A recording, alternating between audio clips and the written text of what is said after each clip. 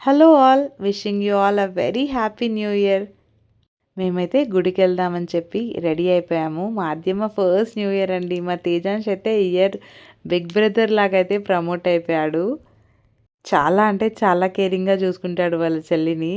మేమైతే మొన్న వైకుంఠ ఏకాదశి రోజు టెంపుల్కి వెళ్ళలేదని చెప్పి ఇక జాన్ ఫస్ట్కి అయితే వైకుంఠ ద్వారం నుండి అయితే దర్శించుకున్నాము ఆ వెంకటేశ్వర స్వామిని.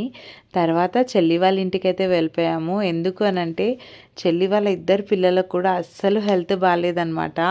రీసెంట్గా ఇంకా మా యువాన్ హాస్పిటలైజ్ కూడా అయ్యాడు.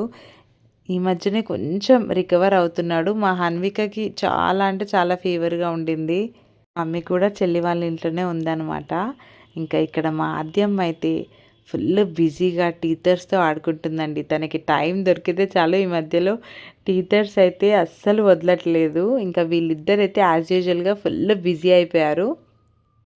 అండ్ మా చెల్లి అయితే ఈ మధ్యన మీషో నుండి కొన్ని ఆర్డర్ పెట్టుకుందంట. అదే చూపిస్తుంది, ear cups and nose rings.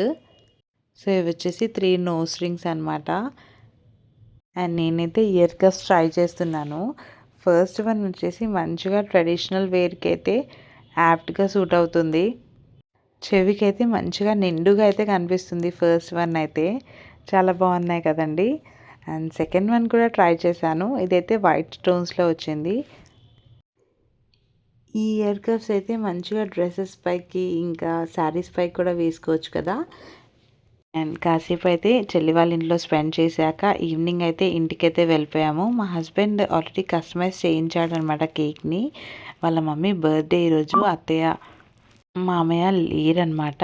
But అత్తయ్య బర్త్డేని ఎవ్రీ ఇయర్ ఇలా అయితే సెలబ్రేట్ చేసుకుంటాము. ఇంకా మా తేజాంశ్ అయితే వాళ్ళ నాని బర్త్డే అని చెప్పేసి కేక్ అయితే కట్ చేసి వాళ్ళ నాని బ్లెస్సింగ్స్ అయితే తీసుకున్నాడు.